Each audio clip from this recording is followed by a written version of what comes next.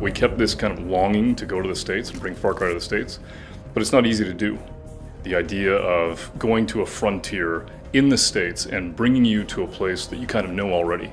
And just the concept that the thing that's in your backyard could be even more exotic than going 1,000 miles away. And that's why we brought it to the States. I am your father, and you are my children.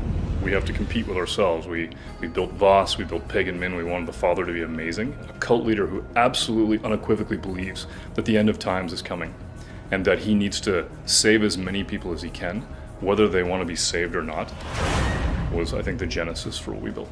I think what was interesting about Montana when we went there is we met a lot of people that didn't want to be messed with. They wanted to be left alone. And it created this sense of a frontier and a remoteness that really resonated with us.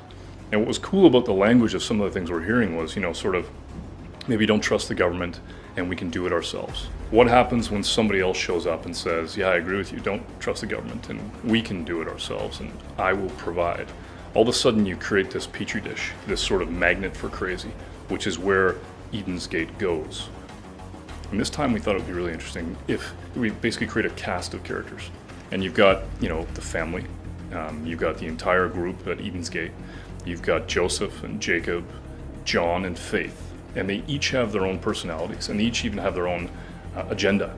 But then at the same time, you have all the characters that you have out in the open world. So you've got Mary May and Nick, and you've got Pastor Jerome, and a host of other characters that you can meet and interact with.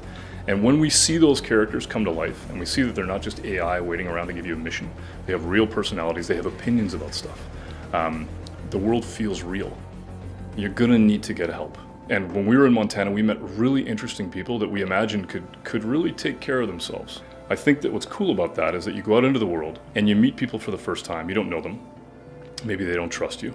But if you can strike up a deal with them, if you can have a conversation with them and make them part of what it is that you're building, they can join your resistance. And now you have a guns for hire that comes with you.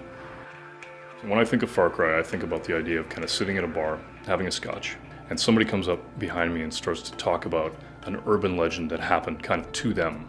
And they're telling the story of survival in a frontier, and it's twisted, it's unique. That's what makes a Far Cry story. And if I can imagine myself at that bar, and I can hear that story and go, okay, we could build that, we can make that, that's a Far Cry. And I do that for all the projects that we work on. It's like, could that be real? And in this case, I think that bar is actually in Montana.